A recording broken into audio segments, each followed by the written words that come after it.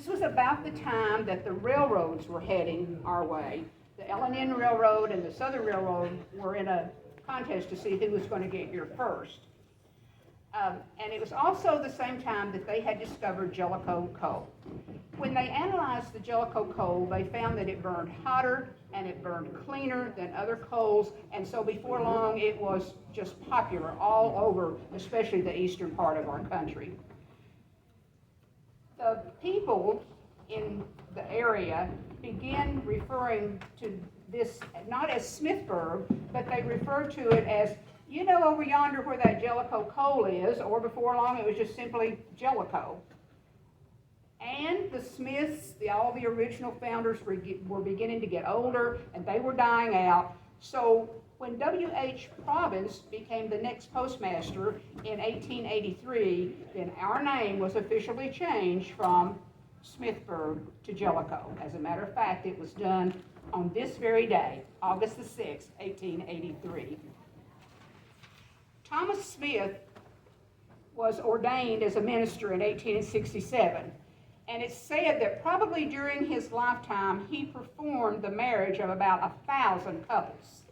He had also served 3 months in Burnside's brigade, the 1st Regiment Infantry during the Civil War in the Union Army. In addition to that, he was a farmer, he was a justice of the peace, and he was a clerk in his family's business.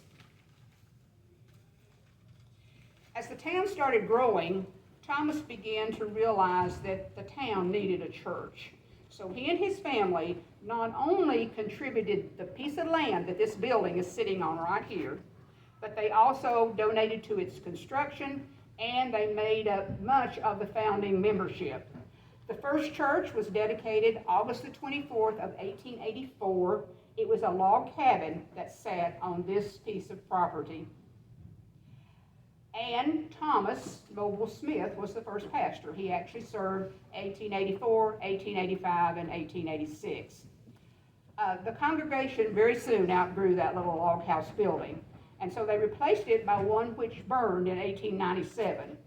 The third building, which began serving in 1899, was soon outgrown, and then the fourth, this building right here, was dedicated on May the 4th of 1913.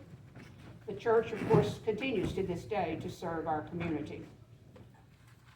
Now, Thomas Noble Smith was generous and loyal and helpful to his community and to his business, but he also was a family man, and he loved his family. His first wife was Charlotte Cordell. He married her in 1848, and they had at least 9 children, 6 sons and 3 daughters. This wife died at the age of 34. Now, can you imagine? In 14 years of marriage, 9 children. She died at the age of 34, and she is buried in Whitley County in Zion Hill Cemetery along with one of the children. The very next year, he remarried. This time, he married Delphia Hackler, and with Delphia, he had, of course, the 9 children, and I'm sure, 14 years, so most of them were probably still at home. And then in addition, with this wife, he had another 10 children. This wife, however, outlived Mr. Smith. She did not die until she was 86 years old. Now, 86 years old this time, and having borne 10 children, I guess we would say she was a woman or of strong will, or she was one tough cookie.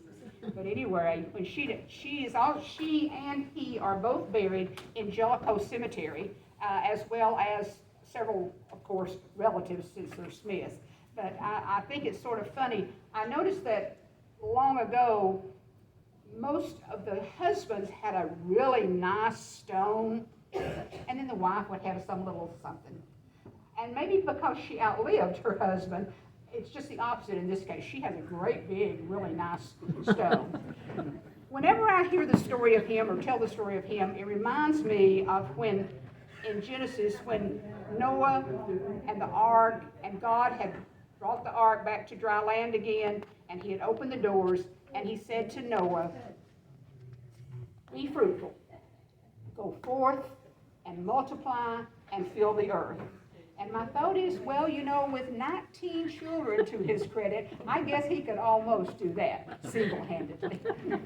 Thank you all very much. One other thing I want to tell you. In this room right here, I believe it's in this one or that next one, there are pictures of former pastors up on the wall, and he is on the top right-hand corner, the very first picture.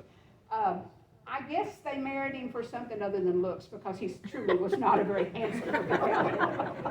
Thank you all very much. 3:30, we're going to have a little game over here called Who Knows Jellico. So we told the kids to grab them a smart adult and come play. And then back at 4:15, I have another story to tell you. Thank you all.